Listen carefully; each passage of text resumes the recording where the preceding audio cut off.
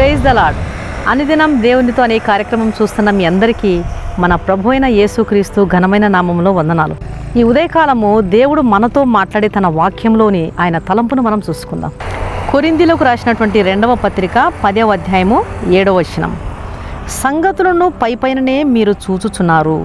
సంగతులను పైపైనే చూచేటువంటి వాళ్ళు కొరింథీ సంఘము ఆ సమయంలోనే కాకుండా ఈ దినాల్లో కూడా చాలామంది ఉన్నారని మనం చూసుకుంటూ ఉంటాం.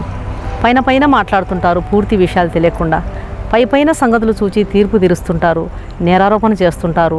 విషయం పూర్తిగా తెలుసుకోకుండా పైననే సంగతులను గురించి చూచి తిరస్కరించేవారు, మనిషిని తప్పుగా మాట్లాడేవారు, విమర్శించేవారు, వేలు పెట్టి చూపి తిరస్కరించేవారు చాలామంది ఉంటారండి. విషయం పూర్తిగా ఏదీ తెలియకుండా మాట్లాడేస్తుంటారు. ఒకసారి ఒక ముని బావి దగ్గర కూర్చొని ధ్యానం చేసుకుంటూ ఉన్నాడంట. బాటసారి ఒక వ్యక్తి నీళ్లు త్రాగడం కోసమని ఆ బావి దగ్గరికి వచ్చాడంట. నీళ్లు త్రాగుతూ ఉండగా తన జోబులో ఉన్నటువంటి డబ్బు సంచి కింద పడిపోయిందంట.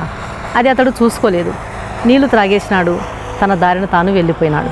కొంతసేపటికి 2వ వ్యక్తి ఆ బావి దగ్గరికి నీళ్లు త్రాగడానికని వచ్చి కింద పడినటువంటి డబ్బు సంచిని తీసుకుని ఆతృతతో అక్కడి నుంచి వెళ్ళిపోయాడంట. ఇంకా కొంతసేపటికి 3వ వ్యక్తి నీళ్లు త్రాగడం కోసం ఆ బావి దగ్గరికి వచ్చాడంట.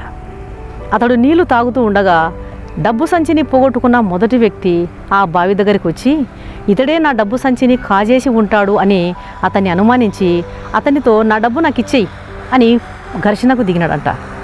అయితే ఆ 3వ వ్యక్తి అయ్యో నాకేమీ తెలియదండి, నేను నీ డబ్బు సంచి తీసుకోలేదు అని ఎంత మాట్లాడుతున్నా ఎంత వారిస్తున్నా వినకుండా కొట్లాటకు దిగినాడంట. వారిద్దరికి మధ్యన జరిగిన పోట్లాటలో ఆ మొదటి వ్యక్తి 3వ వ్యక్తిని చంపేసి పారిపోయినాడంట. ఇదంతా దూరం నుండి గమనించి చూస్తున్న మునికి ఏం అర్థం కాలేదంట. దేవా, ఆ మొదటి వ్యక్తి డబ్బు సంచి ఎందుకు పోగొట్టుకోవాలి? అది 2వ వ్యక్తికి ఎందుకు దొరకాలి?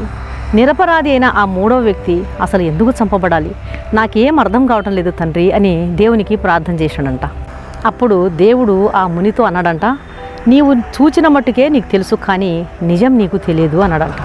ఆ మొదటి వ్యక్తి ఒక దొంగ. అతడు 2వ వ్యక్తి తండ్రి దగ్గర ఆ ధనాన్ని దొంగిలించుకొని వస్తున్నాడు కాబట్టి అది అతను పోగొట్టుకున్నాడు. 2వ వ్యక్తికి పోగొట్టుకున్న ధనం దొరికింది. ఇక 3వ వ్యక్తి ఒక వ్యక్తిని హత్య చేసి పారిపోయి వస్తూ ఉన్నాడు. నీళ్లు త్రాగడం కోసం బావి దగ్గరకు వచ్చాడు కాబట్టి అతడు తాను చేసిన పాపం అతని వెంటబడి తరిమి అతన్ని చంపేసింది అన్నాడంట. దేవుని బిడ్లారా, మనకు తెలిసింది కొంచెమే. సర్వలోకమునకు తీర్పు తీర్చే మన దేవుడు న్యాయం చేసే దేవుడు. ఎవని క్రియలను బట్టి వారికి ప్రతిఫలం ఇచ్చే దేవుడు. మనం అనవసరంగా సగం సత్యం తెలిసి సగం తెలియకుండా అన్ని విషయాల్లో తలదూర్చి వారు ఇలాగున్నారు, వీరు ఇలాగున్నారు, వారు అలా చేయకూడదు, వీరు ఇలాగ ఉండకూడదు అని అనవసరమైన మాటలతో మనం నింపబడి దేవుని సన్నిధిలో దోషులమైపోతుంటాం. కాబట్టి పౌలు గారు అంటున్నారు, మీరు సంగతులను పైపైననే చూచుచున్నారు. మనం సంగతులను పైపైనే చూస్తుంటాం, మనకి ఏది అర్థం కాదు. అందుకొరకే ప్రతి విషయంలో కూడా ప్రభువా, నీవు నోరు తెరిచినప్పుడే నేను మాట్లాడే కృప నాకు దయచేయి నాయనా అని ప్రార్థన చేయాలి.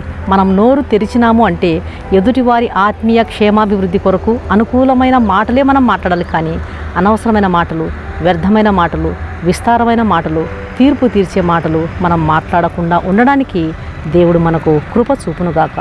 ప్రార్థన చేసుకుందాం. కళ్ళు మూసుకోండి. పరిశుద్ధుడా, నీకు స్తోత్రములు నాయన. అవును తండ్రి, మేము ఎన్నో విషయాల్లో సంగతులను పైపైననే చూచేవారుగా ఉన్నాం ప్రభువా. అసలు సంగతి మాకు తెలియదు నాయన.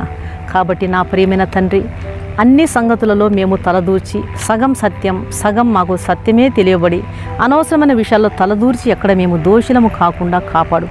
ప్రతి విషయంలో కూడా మీ సన్నిధిలో ప్రార్థన చేయాలి.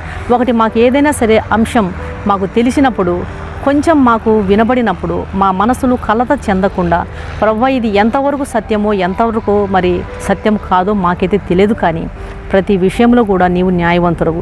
ఏది ఎప్పుడు ఎక్కడ ఎవరి జీవితంలో ఎలా జరగాలని మీరు రాసి ఉంచారో అలాగే జరుగుతుంది.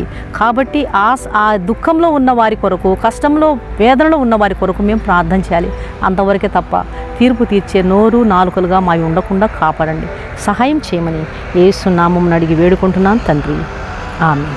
ఈ వాక్యం విన్న ప్రియ దేవుని బిడ్డలారా, దయచేసి దేవుని వాక్యాన్ని అనేకులకు షేర్ చేయండి. మీ అవసరతల కొరకు డిస్క్రిప్షన్లో నెంబర్ ఇచ్చాము. మీ ప్రార్థన అవసరతల కొరకు కావలసిన వారు సంప్రదించండి. అలాగే ఈ కార్యక్రమం చూస్తున్న మీలో ఇంకా ఎవరైనా సర్వశక్తిగల క్రీస్తును మీ సొంత రక్షకునిగా అంగీకరించని వారు ఉన్నట్లయితే యేసుక్రీస్తుకు మీ హృదయంలో చోటివ్వండి. పాపులను రక్షించడానికి క్రీస్తు యేసు ఈ లోకంలోకి వచ్చాడు.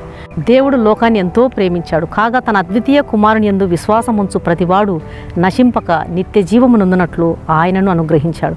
కాబట్టి పాపములను క్షమించే హక్కు, అధికారము యేసుక్రీస్తు ప్రభువారికి మాత్రమే ఉంది. ఆయన నామమున ప్రార్థన చేసిన వారందరికీ రక్షణ ఉచితంగా దొరుకుతుంది. ప్రభు మీకు కృప చూపునుగాక. Thank you. God bless you.